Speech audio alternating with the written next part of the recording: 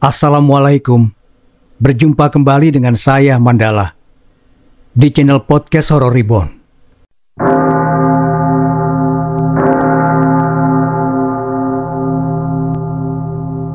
Langit gurita tampak elok dengan bintang-bintang yang bertebaran. Malam sudah larut di bumi Sumatera. Pada salah satu pelosok desa di Sumatera Utara, di antara rimbun pepohonan rindang, seorang lelaki berlari pontang-panting, meninggalkan gubuk di tepi ladang jagung. "Tidak, tolong, jangan bunuh aku. Tidak, jangan."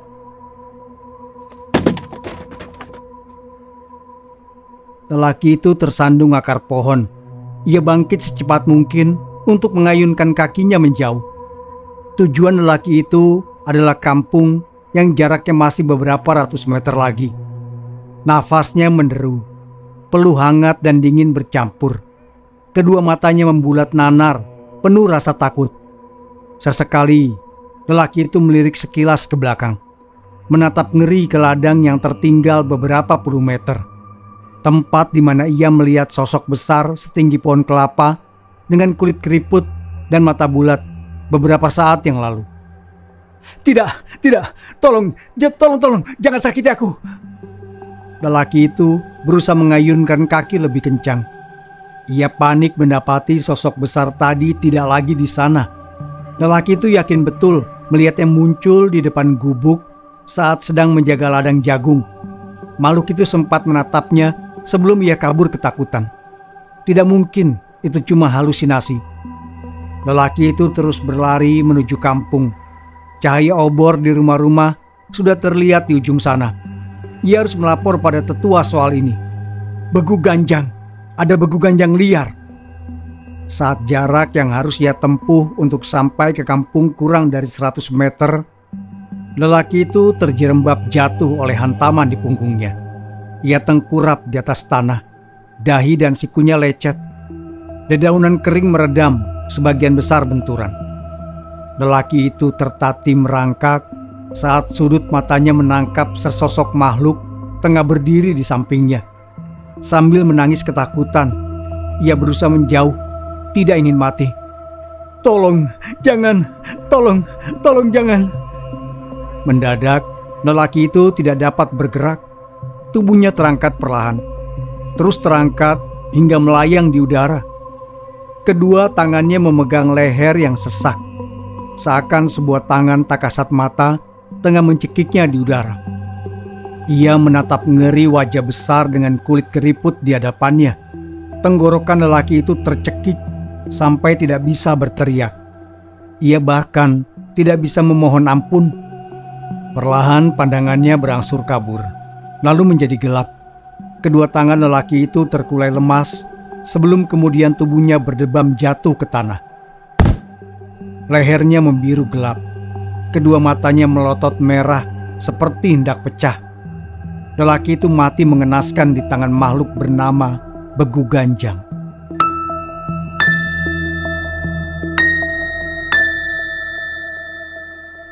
Suasana kota Jakarta ramai seperti biasa.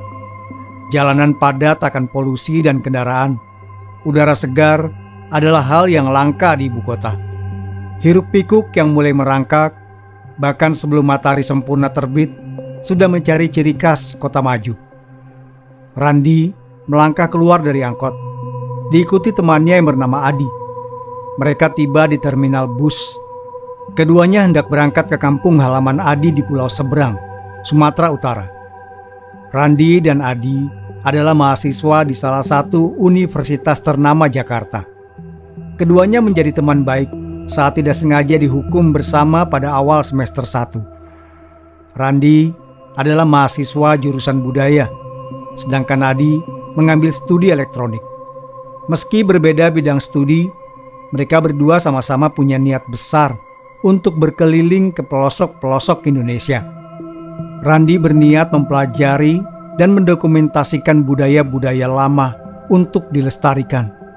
Sedangkan Adi memiliki cita-cita untuk membantu penduduk desa terpencil agar dapat terjangkau listrik.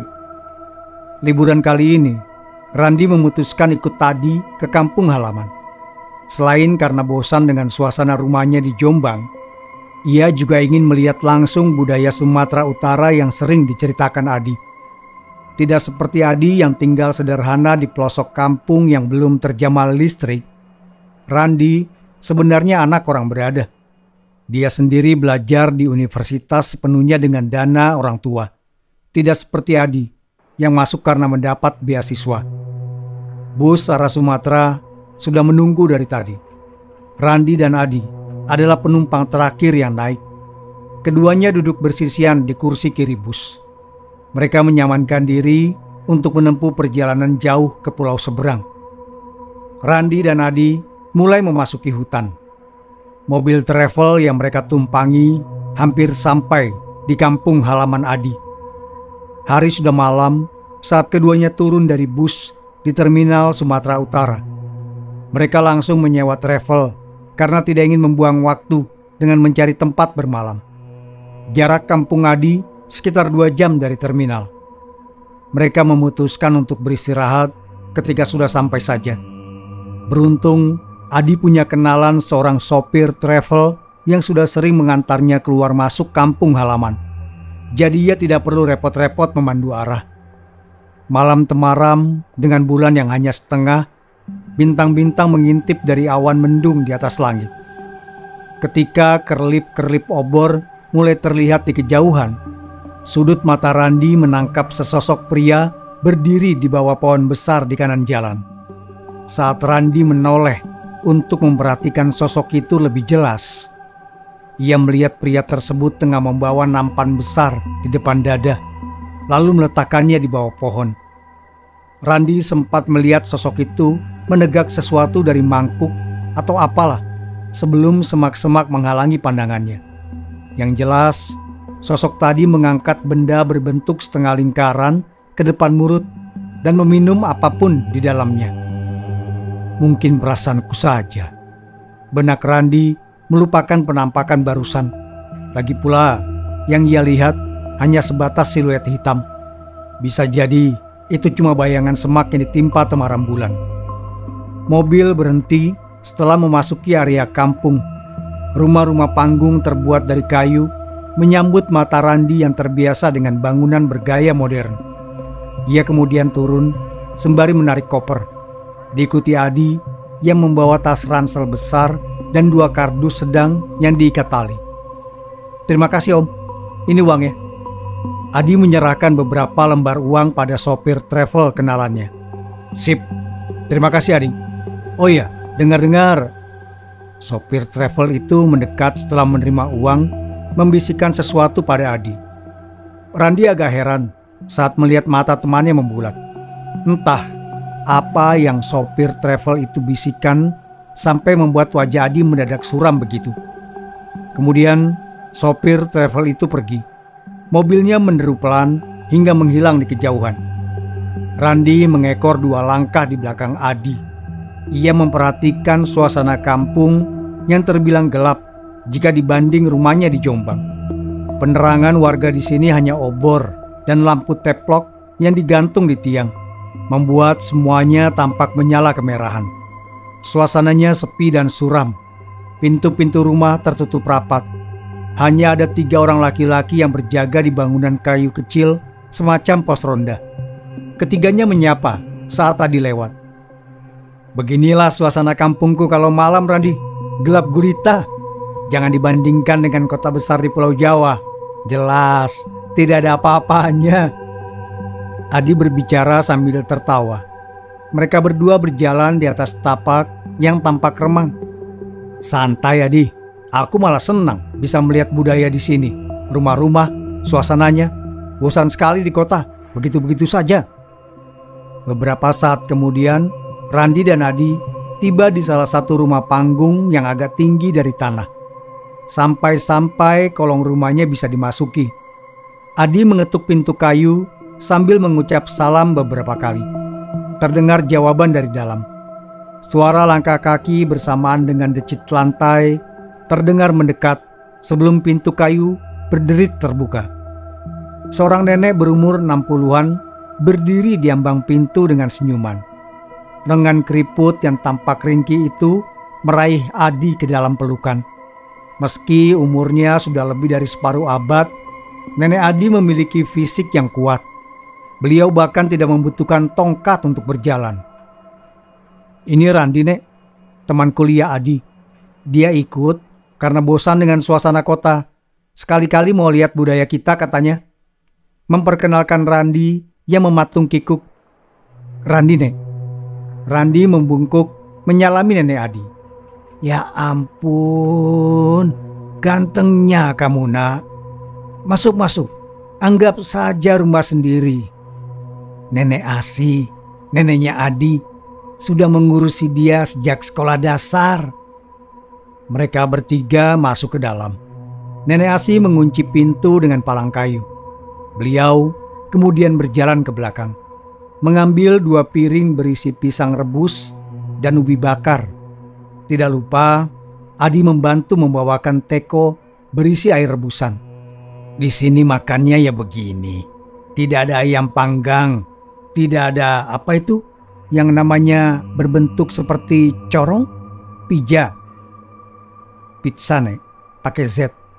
Adi menjelaskan sambil meletakkan teko air di atas meja pendek bersama piring lain. "Nah, itu apalah namanya. Di sini makannya ya hasil alam, direbus, dibakar, dipanggang. Kadang digoreng kalau ada minyak kelapa." Nenek Asi melanjutkan. Beliau ikut duduk lesehan di lantai. "Tidak apa-apa, Nek. Aku malah lebih suka mengenal hal-hal baru, budaya baru." Randi meraih 1 pisang rebus yang sudah dingin. Selesai makan malam yang sedikit telat, Randi dan Adi langsung tidur di kamar yang sudah disediakan. Mereka bahkan tidak berpikir untuk menata barang bawaan dulu. Lelah dan kantuk segera menyerang ketika keduanya menyentuh kasur. Tidak perlu waktu lama untuk bunga tidur menarik mereka ke alam mimpi.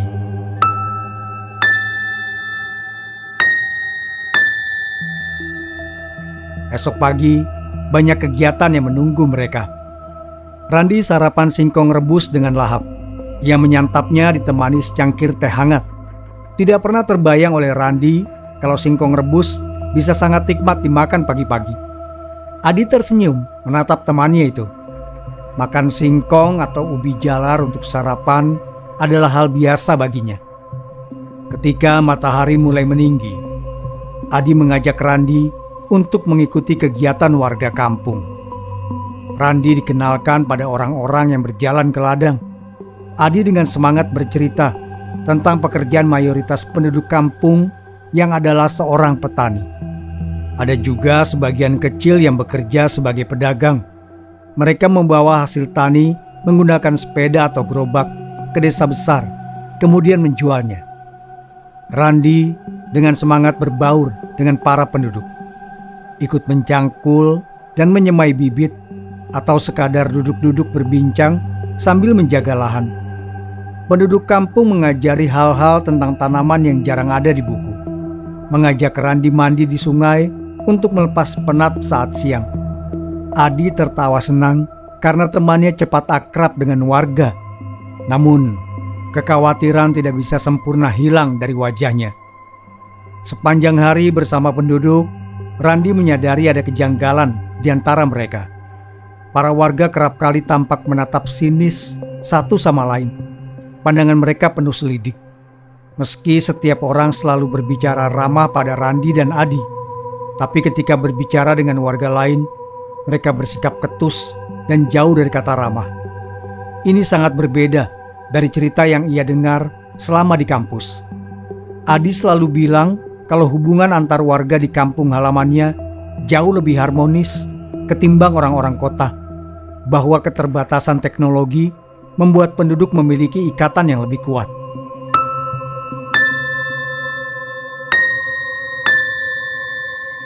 Malam tiba tanpa terasa. Banyaknya kegiatan selalu membuat waktu melesat bagai peluru.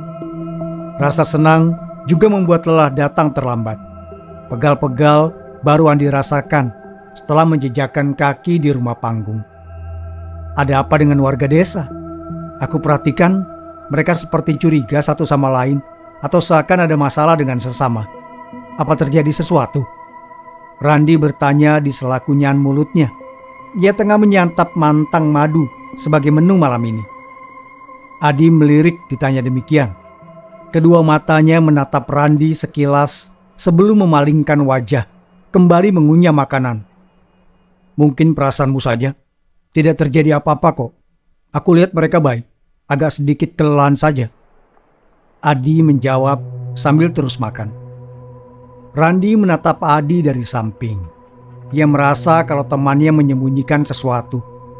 Ingatan Randi kembali pada sopir travel yang berbisik pada Adi malam sebelumnya. Entah apa yang orang itu katakan pada temannya. Yang jelas, itu pasti sangat penting. Ia ingat betul ekspresi Adi malam kemarin. Usai makan malam, Randi duduk di ruang tengah bersama buku catatan dan pena. Ia hendak mencatat hal-hal yang menurutnya penting tentang desa tradisional ini. Entah kenapa, Randi merasa ada yang janggal saat Nenek Asi mengunci pintu dengan balok kayu dan bilang tidak ada yang boleh keluar malam, seakan ada bahaya di luar sana. Adi sudah tertidur di kamarnya, meninggalkan Randi yang masih berkutat dengan kertas dan pena. Suara air yang menggelegak terdengar dari bawah. Tempat memasak rumah ini terletak di atas tanah.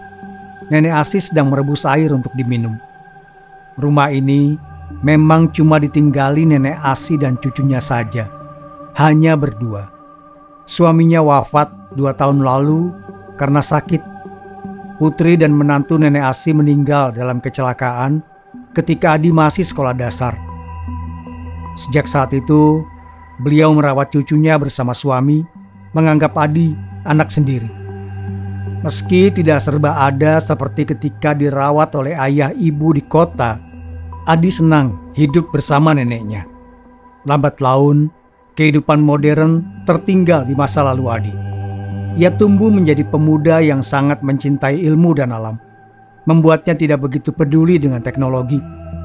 Sampai suatu malam, Adi melihat salah satu anak kampung kesulitan belajar karena kurangnya cahaya. Itulah alasan kenapa Adi ingin membawa listrik ke kampung-kampung terpencil.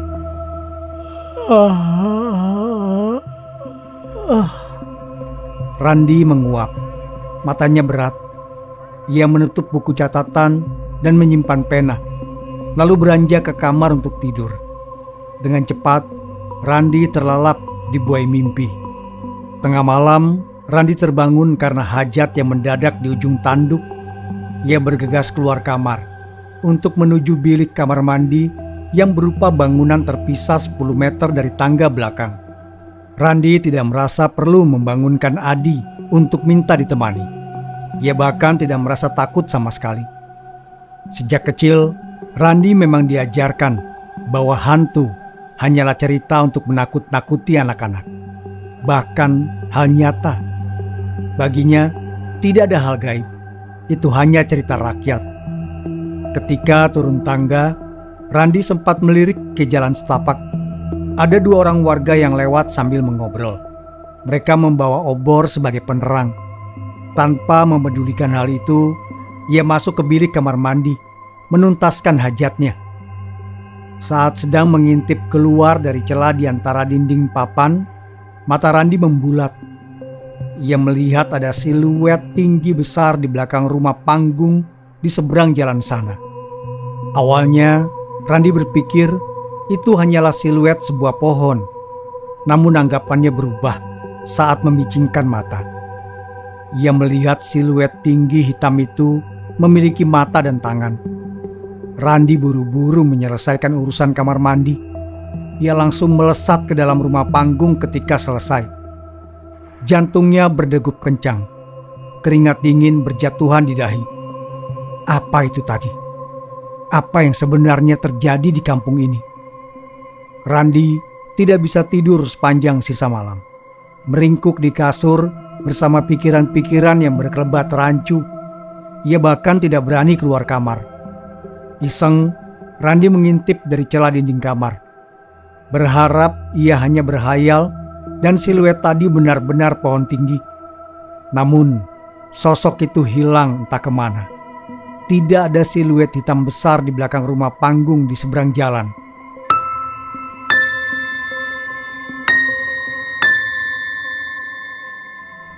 Paginya, Randi memberitahukan hal ini pada Adi dan Nenek Asi. Randi yakin yang semalam ia lihat itu benar adanya dan bukan halusinasi.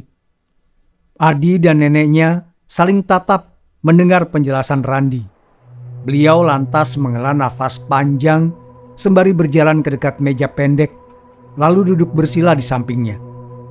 Adi ikut beranjak duduk di hadapan Nenek Asi. Randi yang merasa akan ada penjelasan penting menyusul di samping temannya. Nenek Asi mendongak cukup lama.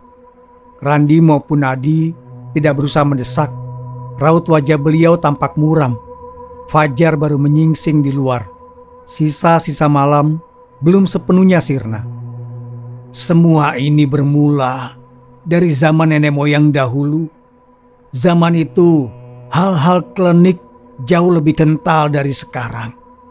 Tidak sedikit terjadinya komunikasi antara manusia dan makhluk gaib untuk menjalin hubungan saling untung. Makhluk yang kamu lihat, Nak Randi. Nenek Asi menatap Randi lamat sebelum melanjutkan. Adalah Begu Ganjang. Ia adalah sosok makhluk gaib bertubuh tinggi besar dengan kulit keriput. Matanya bulat menyala. Rambutnya panjang menyentuh tanah. Nenek moyang kami percaya bahwa Begu Ganjang dulunya adalah manusia. Jika semasa hidup manusia itu adalah orang baik, maka ia akan menjadi Begu Ganjang yang baik. Pun sebaliknya, jika manusianya jahat, maka akan berubah menjadi Begu Ganjang yang jahat. Randi setengah tidak percaya mendengarkan setiap perkataan Nenek Asi. Benaknya berusaha merangkai kepercayaan yang sebelumnya tidak pernah ia miliki. Di samping Randi, Adi tampak tegang mendengarkan. Ia sudah tahu soal ini sejak lama. Kisah Begu Ganjang bukan lagi cerita yang membuatnya bergidik ngeri. Ada hal lain yang membuat Adi mengatup rahangnya kuat. Cerita yang dituturkan neneknya baru permulaan. Sudah sejak zaman dahulu, nenek moyang kami membuat kesepakatan dengan Begu Ganjang. Meminta makhluk itu menjaga ladang dari pencuri. Sebagai gantinya, nenek moyang kami akan memberikan sebagian kecil hasil panen ke mereka. Itu hubungan timbal balik yang baik. Tapi seiring berjalannya waktu di kampung yang damai tanpa pencurian itu, muncul orang-orang yang memiliki niat jahat. Mereka berusaha menjinakkan dan memelihara Begu Ganjang liar, membuat makhluk itu melakukan apa yang diperintahkan. Ada yang menyuruh Begu Ganjang untuk pesugihan, menyakiti orang, atau bahkan melakukan pembunuhan. Begu Ganjang akan menuruti perintah tuannya selama diberi sesaji. Nenek Asi menghentikan cerita. Beliau meraih teko di atas meja pendek dan menuangkan isinya pada cangkir kayu, lalu menegaknya hingga tandas. Randi duduk takzim mendengarkan. Ia yakin cerita Nenek Asi belum selesai. Apa yang sudah beliau kisahkan adalah masa lalu. Ada masalah yang sekarang sedang terjadi di kampung ini. Adi di sampingnya tampak tegang. Sudah 2 minggu sejak seorang warga desa ini ditemukan mati. Seminggu kemudian jasad kedua ditemukan. Leher 2 orang itu membiru lebar, seperti dicekik ular besar. Mata mereka merah darah, seperti mau pecah. Itu adalah ciri-ciri kematian oleh Begu Ganjang. Ada yang memelihara makhluk gaib itu untuk membunuh orang di desa ini. Demi mendengar kalimat terakhir Nenek Asi, mata Randi terbelalak kaget. Semua potongan teka-teki muncul di kepalanya, menjelaskan situasi warga yang saling curiga, adanya jaga malam, larangan keluar rumah, dan pintu-pintu yang tertutup rapat selepas matahari terbenam. Randi tidak percaya bahwa hal gaib ternyata benar-benar ada. Kenapa para warga saling curiga? Bukankah ada kemungkinan orang luar yang melakukan ini? Maksudku, yang memelihara Begu Ganjang itu. Bisa jadi kan? Randi mengutarakan kemungkinan. Nenek Asi menggeleng pelan sebelum berbicara. Beberapa hari sebelum warga yang mati pertama ditemukan 2 minggu lalu, ladang warga mulai dicuri orang. Segelintir warga yang biasanya tidak perlu menjaga ladang saat malam, mulai pergi ke ladang untuk berjaga. Korban pertama adalah warga yang sedang menjaga kebun miliknya. Dia ditemukan beberapa puluh meter di hutan dekat kampung. Setelah itu, warga kampung bermusyawarah untuk membuat jadwal ronda. 3 pria akan berkeliling kampung saat malam. 4 pria akan menjaga ladang. Karena orang yang memelihara begu ganjang harus memberi sesaji pada waktu tertentu di malam hari, pasti ada saat dia akan muncul. Namun, setelah 2 minggu berlalu, bahkan setelah 1 korban lagi ditemukan meninggal minggu kemarin, tidak ada yang melihat orang mencurigakan. Seakan orang itu tahu jadwal keliling yang kami musyawarahkan. Dan lagi, begu ganjang tidak berkeliaran jauh dari tempatnya. Pembunuhan itu terjadi di dekat kampung ini. Tidak mungkin orang luar rela datang kemari setiap malam untuk menaruh sesaji. Tidak ada pemukiman yang dekat dari kampung ini. Mendengar tentang sesaji, Randi teringat sosok seorang pria yang ia lihat malam-malam saat baru sampai di kampung ini. Sosok itu berdiri di balik pohon yang letaknya dekat jalan keluar kampung. Randi langsung menceritakan hal tersebut pada Nenek Asi. Mata beliau membulat mendapat petunjuk. Benarkah itu, Nak Randi? Randi mengangguk mantap. Adi menatap tidak percaya. Ia tidak menyangka petunjuk penting datang dari temannya itu. Nenek Asi meraih tangan Randi, menatap matanya lekat. Kerut di wajah tua yang sebelumnya tampak putus asa mulai dihinggapi harapan. Nak Randi, nenek punya permintaan.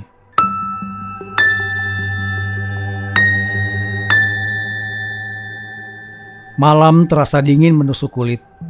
Cahaya pucat rembulan menerangi sebagian kecil permukaan.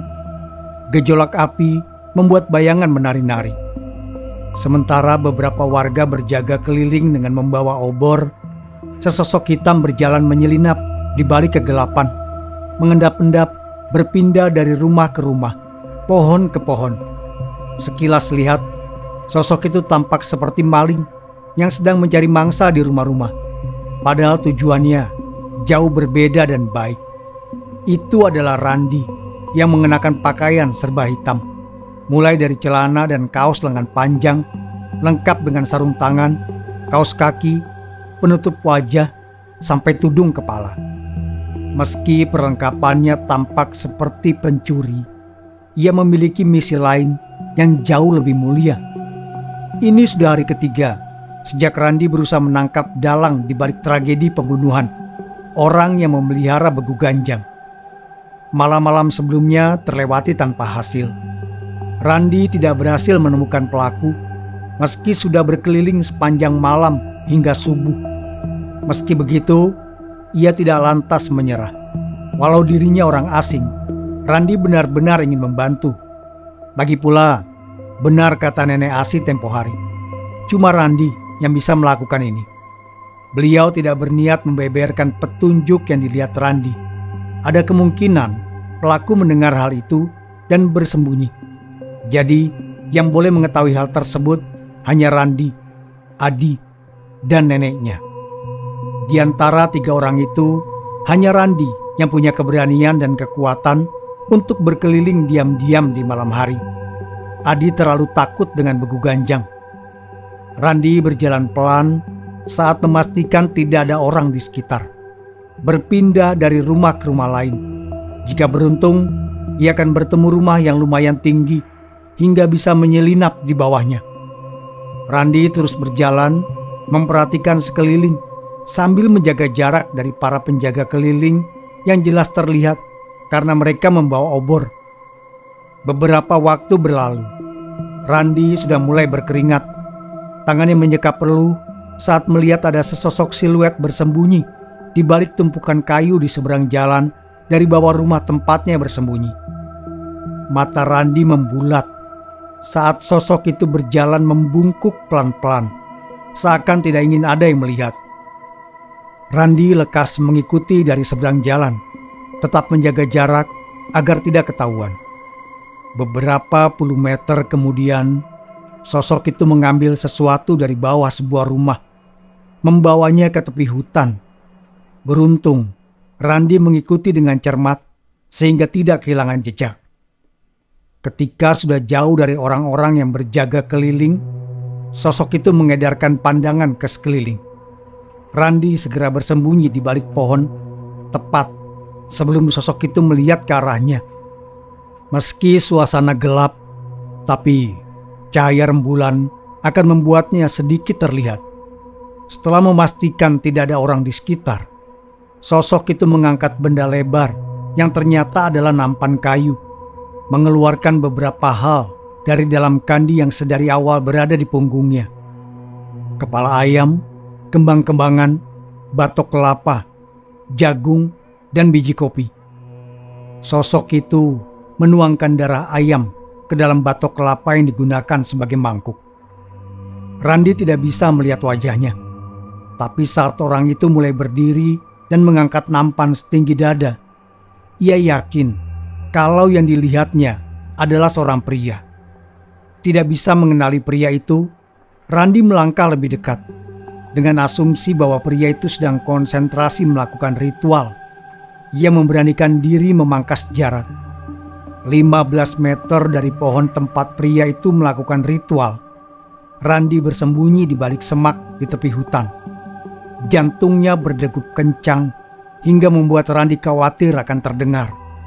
Ia kemudian memicingkan mata, memperhatikan wajah pria itu dari samping. Tidak tampak jelas, tapi setelah beberapa saat beradaptasi dengan kegelapan, Randi dapat melihat ada bekas luka di punggung tangan kiri pria itu. Randi berseru dalam hati karena mendapat petunjuk yang berguna. Ia hendak mundur perlahan saat matanya menangkap ada sosok tinggi besar muncul di hadapan pria yang sedang melakukan ritual. Itu Begu Ganjang. Randi mematung, tubuhnya mendadak kaku karena takut. Keberanian yang sudah ia kumpulkan 3 hari terakhir luluh lantak begitu saja. Mata Randi terbelalak. Ia melirik ke atas saat pria di depan sana meletakkan nampan di bawah pohon dan mulai meminum cairan merah di batok kelapa. Sosok tinggi besar dengan wajah keriput itu tampak jelas sekali di matanya, menjulang tinggi bagai patung raksasa. Randi berhasil menarik kakinya mundur selangkah. Begu Ganjang itu berdiri mematung, menatap pria tadi. Matanya yang bulat memancarkan kengerian. Rambutnya putih panjang bagai sulur pohon beringin. Randi mengepalkan tangan, menarik mundur kaki yang terasa sangat berat. Jika boleh, ia ingin pingsan atau terjatuh. Tungkainya gemetaran takut. Tapi Randi tidak ingin mati. Ia tidak mungkin selamat jika ketahuan. Keinginan untuk bertahan hidup memberikan keberanian padanya. Randi berhasil mundur cukup jauh sampai ia yakin bisa berbalik dan lari secepat mungkin. Randi langsung melesat ke belakang salah satu rumah panggung. Dari sana, ia berlari menuju rumah Adi. Randi sudah tidak peduli jika ada yang mendengar langkahnya. Ia sampai di tangga belakang dengan nafas terengah. Peluh memenuhi sekujur tubuhnya hingga membuat pakaiannya basah. Pintu dibuka saat Randi mengetuknya. Nenek Asi berdiri di ambang pintu. Beliau selalu terjaga sepanjang malam 3 hari terakhir. "Ayo masuk." Nenek Asi menarik lengan Randi. "Kenapa kamu sampai berlari pulang? Apa ketahuan oleh orang yang berjaga?" Beliau bertanya setelah mengunci pintu. "Aku tahu siapa pelakunya." Randi tersengal. Ucapannya patah-patah. Nenek Asi terbelalak mendengar hal tersebut. Beliau segera mengajak Randi untuk duduk. "Aku tidak bisa melihat wajahnya. Dia melakukan ritual dan memberi sesaji di tepi hutan di ujung desa sebelah sana. Aku juga melihat Begu Ganjang yang ia pelihara. Gelap, Aku tidak tahu itu siapa, tapi aku bisa melihat ada bekas luka seperti terbakar di punggung tangan kirinya. Dan dia laki-laki. Basar. Itu pasti Basar. Gumam Nenek Asi setelah mendengar penjelasan Randi. Masih ada waktu sebelum pagi datang. Nenek Asi menyuruh Randi untuk pergi ke kamar dan tidur. Mereka tidak boleh heboh dan langsung memberitahu hal ini pada warga. Itu akan membuat kehebohan. Basar bisa kabur ke hutan kalau merasa ketahuan.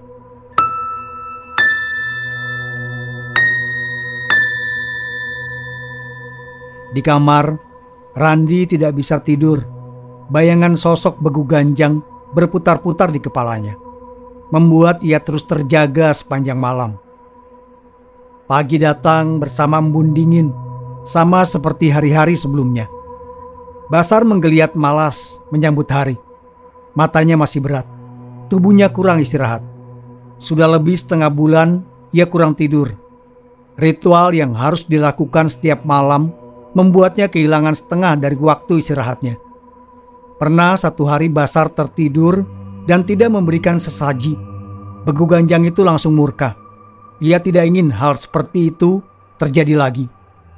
Meski berat di badan, menurut Basar, hal ini sepadan dengan balas dendam masa lalu yang mulai terbalaskan. Hanya perlu menunggu satu lagi targetnya punya waktu sendirian ketika berjaga di ladang, dendamnya akan tuntas. Jika menuruti badan, Basar ingin sekali meringkuk sepanjang hari di kasur. Namun, itu bisa membuat warga curiga. Aneh kalau ada yang kurang tidur ketika tidak ada yang boleh keluar rumah setelah matahari terbenam. Apalagi Basar tinggal seorang diri di rumah setelah kematian istrinya setahun lalu. Ia tidak punya alasan untuk begadang. Dia melakukan kegiatan seperti biasa, melupakan rasa amis dari darah ayam yang diteguknya setiap minggu malam. Basar pergi ke ladang bersama warga lain, saling diam menatap curiga. Ia mengikuti alur yang terjadi di kampung ini agar terlepas dari kecurigaan. Hari berlalu dengan cepat. Diam-diam Basar mengambil kembang, jagung, dan bahan lain yang ia butuh untuk ritual malam nanti, kecuali darah dan kepala ayam. Yang satu itu hanya dilakukan di waktu-waktu tertentu. Malam biasa, ia meminum air kembang dari batok kelapa.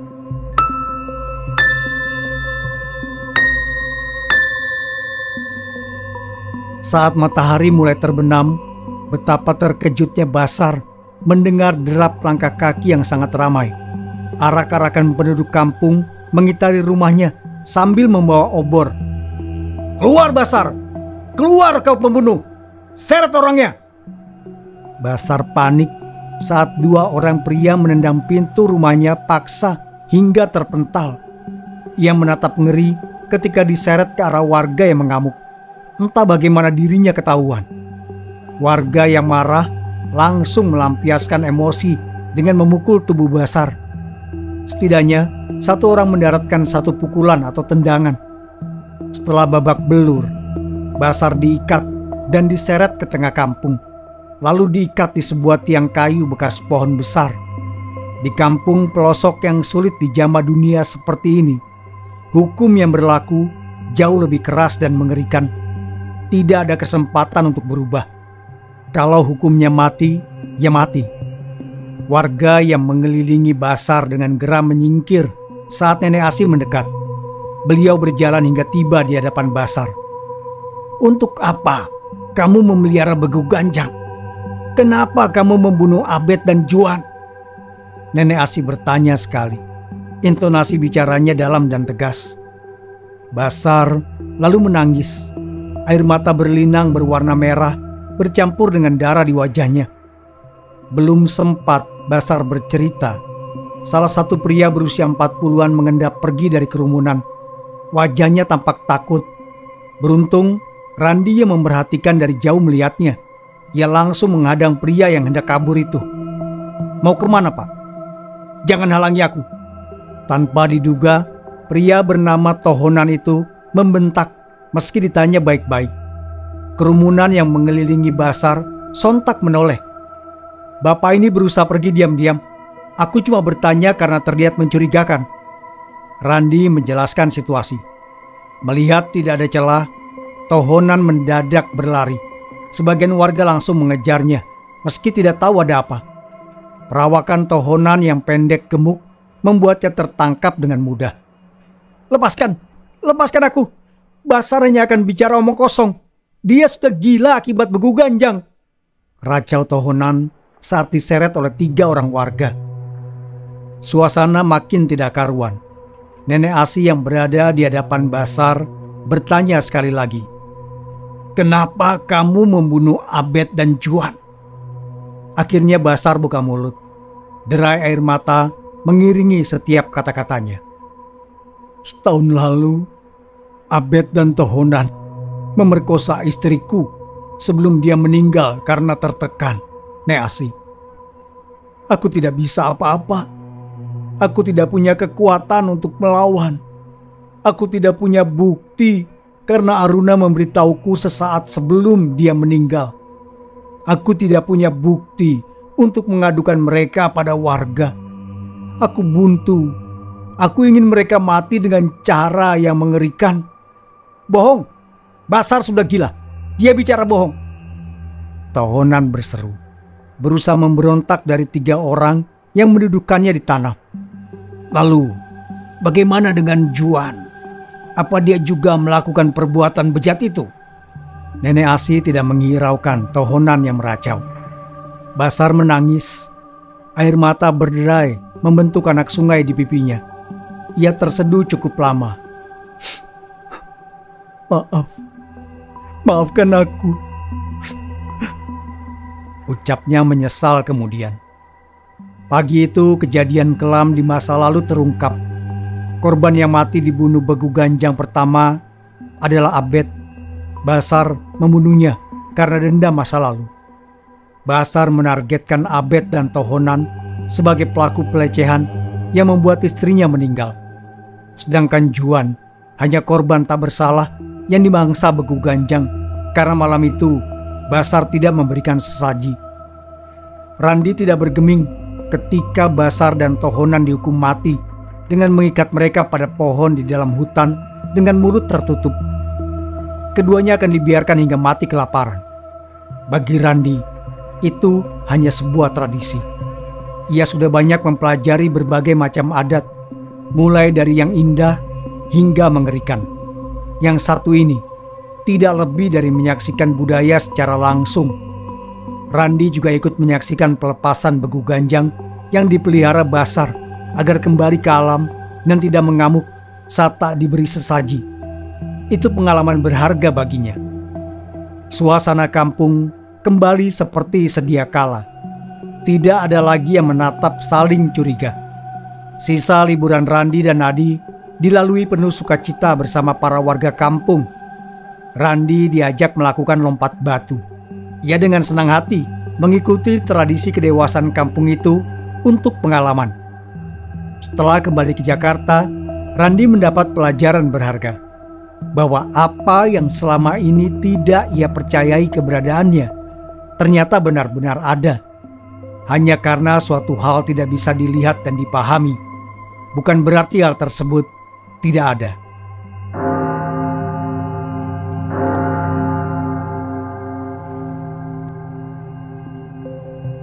Terima kasih sudah mendengarkan. Sampai berjumpa kembali. Sapunyere pegat simpai, paturai patepang deui. Terima kasih sudah mendengarkan. Wassalamualaikum warahmatullahi wabarakatuh. Sampai berjumpa kembali. Sapunyere pegat simpai, paturai patepang deui.